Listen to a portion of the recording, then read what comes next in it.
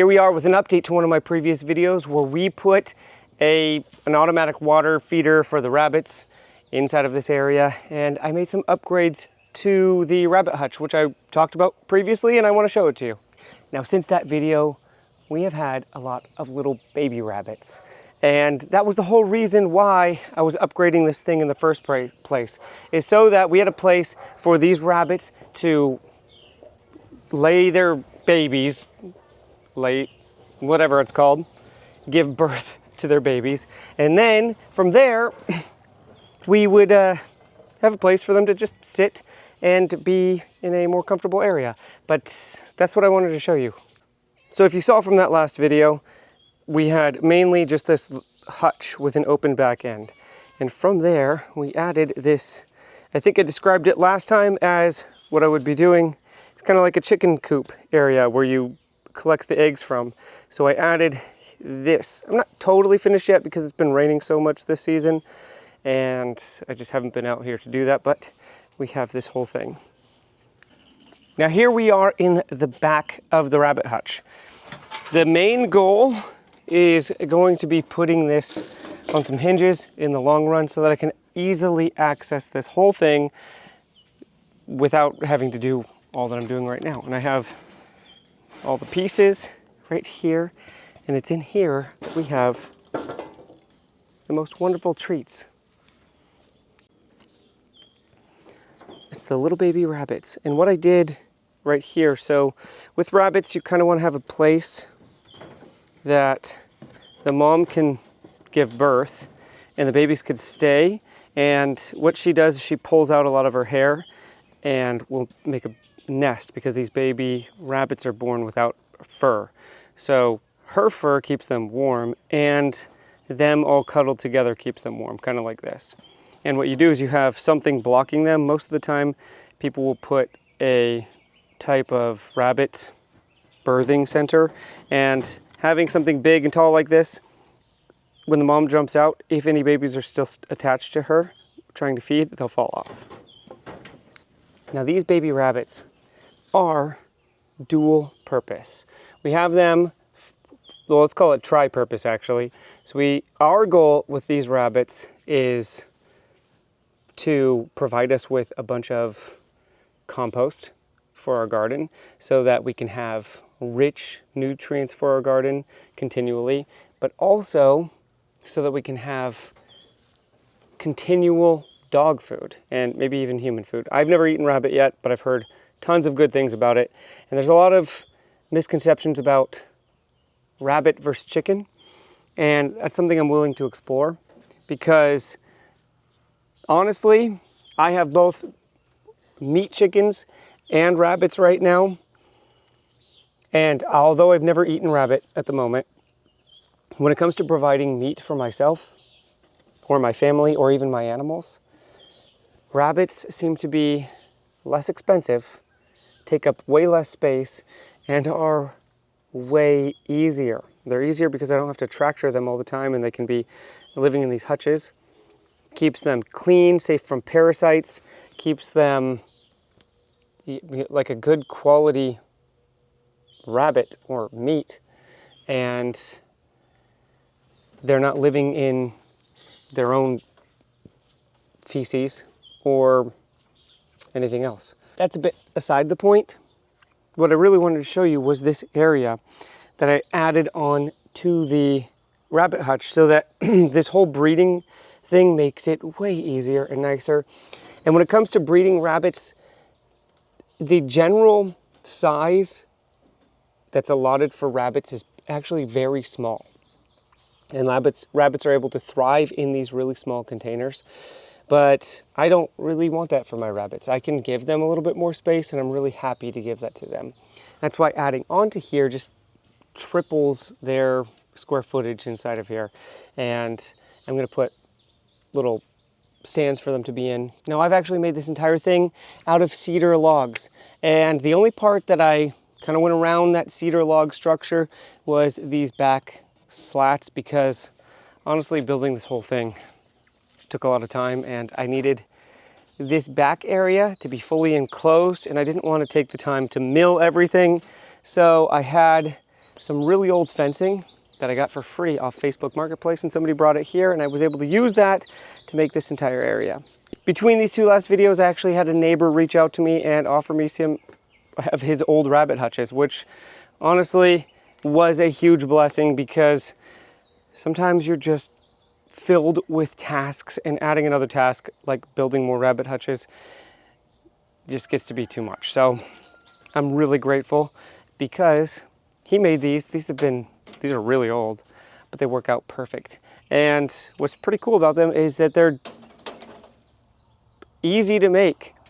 Mine took a lot of work because I was going for visual appeal.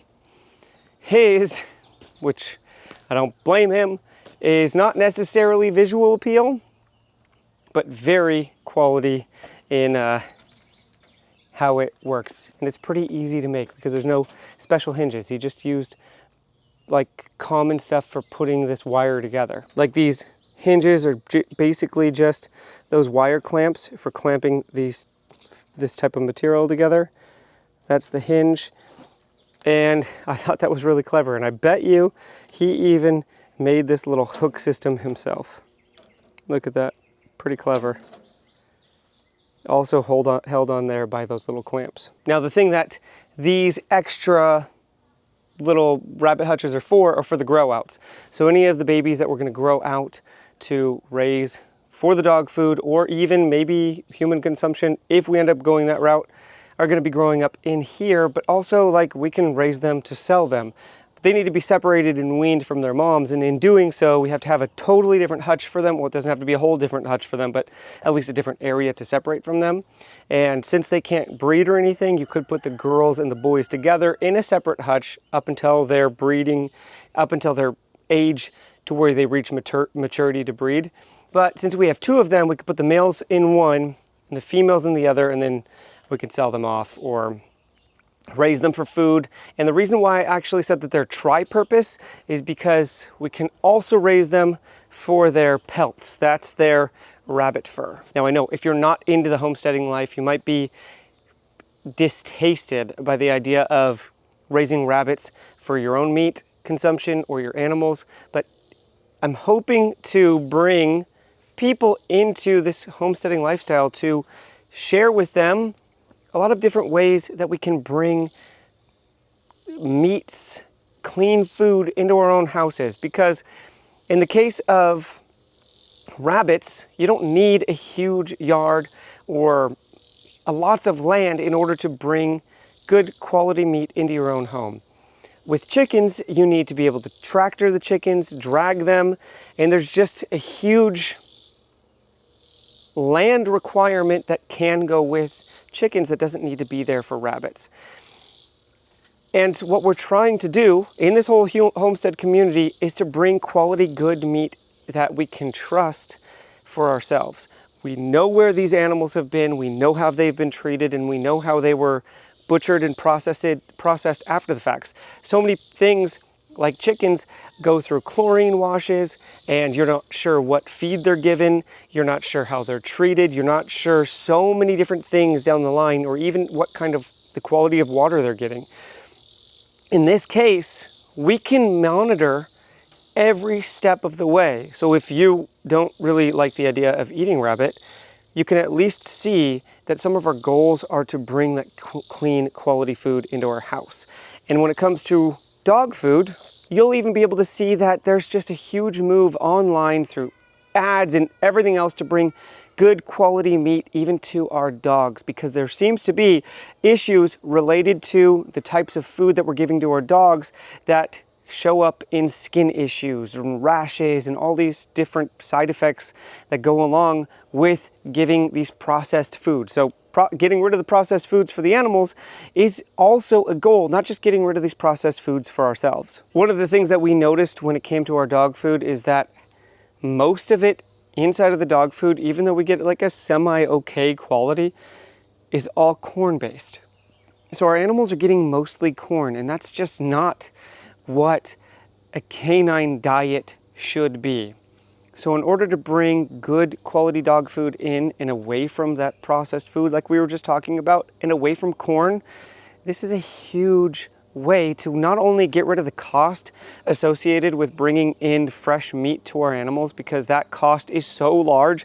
I know this because before we had kids and we had a lot more funds to go around, we would give our dog and cat, the two, let's call them city dog and city cat, we would give them fresh meat and put supplements back inside of their meat.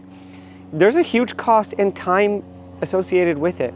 So if we can get rid of most of that and do it all ourselves here and not rely on the store or the process and just get rid of all the waste, then this is a huge win. You know, maybe why you should consider not just raising rabbits, but raising your own meat for yourself. Most people don't really have the space for a cow, but they might be able to do chickens. And if you don't have chickens, honestly, this might be a better way to do it. And I'll see in the future, as I continue on this journey with rabbits, what is the process all along, because chickens are annoying to deal with every single day. I have to move them and move them and move them and water and feed, and they go through so much feed.